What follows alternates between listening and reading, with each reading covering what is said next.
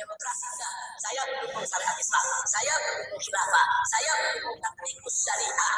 Sudah, kita pengen Indonesia ini menjadi NKRI bersyariah. Saya tidak akan mengkhianati perjuangan tersebut. Kumpul rame-rame, masuk ke dalam satu partai, katakan Partai Nasionalis Islam. Tujuannya untuk menerapkan syariat Islam sebagai hukum positif di Indonesia. Yang satu partai lagi, Partai Nasionalis Sekuler.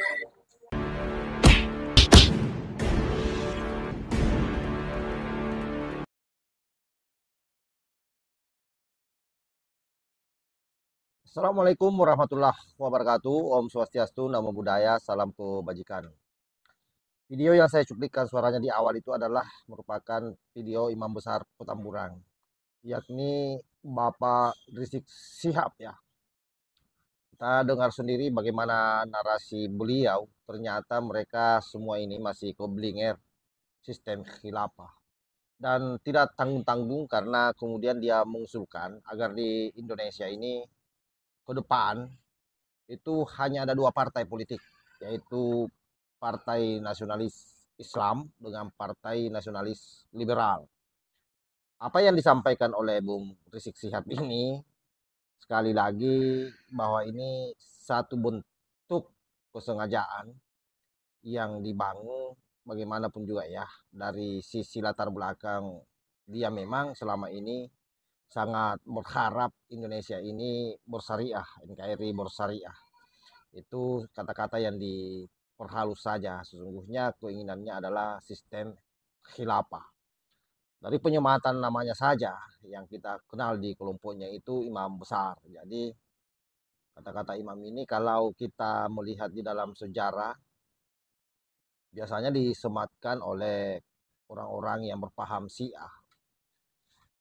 Tetapi yang saya mau sampaikan di sini adalah kewaspadaan bagi kita semua, khususnya anak-anak bangsa, terutama bagi para mukibin ya, yang selama ini memiliki rasa cinta terhadap tanah air. Sebaiknya mulai saat ini semakin berhati-hati ya. Jadi kalau tidak sanggup meninggalkan Rizik Syihab sebagai habaib yang memang dicintai oleh mukibinnya, tetapi setidaknya para mukibin ini sudah harus mulai belajar, terutama soal gagasan-gagasan yang disampaikan oleh Bung Rizik Syihab. Karena ini jelas ketika bicara NKRI bersyariah, maka sesungguhnya itu sudah melabrak Pancasila. Dan anehnya lagi, sistem multipartai yang ada hari ini bagi Bung Rizik Syihab itu adalah sesuatu yang merupakan bentuk kegagalan bagi negara, karena kemudian yang terjadi adalah korupsi. Itu narasi atau itulah yang menjadi alibi bagi Bung Rizik Syihab pentingnya katanya dua partai ke depan, yaitu Partai Nasionalis Islam yang berjuang untuk bagaimana tegaknya syariat Islam, lalu kemudian ada Partai Liberal. Saya tidak bisa membayangkan bagaimana huru-hara nanti pada saat kampanye ya, sekalipun ini masih dalam sebatas wacana, tetapi wacana ini saya kira sudah harus diwaspadai. Kenapa harus diwaspadai? Karena itu tadi kita melihat bagaimana gerakan 212 dulu begitu masifnya ya. Nah, itu pun dalam situasi yang multipartai. Jadi yang saya mau sampaikan secara nyata di sini bahwa Bung Rizik Syihab berupaya melewati proses demokrasi yang ada di Indonesia dengan membangun satu gerakan bagaimana supaya eh, ada dua partai politik. Jadi nanti partai politik itu bagi dia ya satu beraliran Islam, ya, satu beraliran Partai Nasionalis Sekuler. Jadi kalau kampanye nanti ya bisa dibayangkan dia akan keluar-keluar bahwa kalau tidak mendukung Partai Nasionalis Islam maka otomatis itu kafir dan bisa saja dihalalkan darahnya. Itu sangat berbahaya sahabat ya, sangat berbahaya.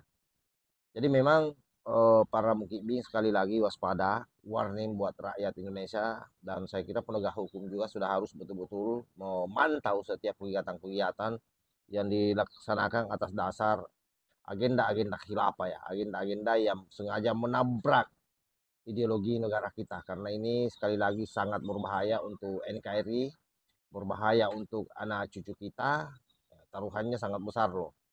Bayangkan kalau misalnya Indonesia ini diobrak-abrik oleh kaum-kaum radikal melalui proses demokratisasi yang mereka masuki, karena memang demokrasi itu kan memberikan ruang kepada orang semua untuk ikut berpartisipasi di dalam proses pembangunan atau agenda-agenda pemerintahan kita.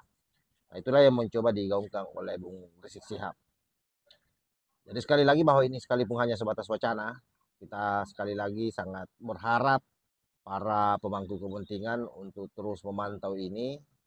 Ya harusnya sih orang-orang yang membangun wacana-wacana di luar daripada konteks dasar negara kita, kalau itu berbicara soal negara, maka seharusnya orang itu ditertibkan, dipanggil, diperiksa, karena sekali lagi sangat membahayakan persatuan dan kesatuan kita.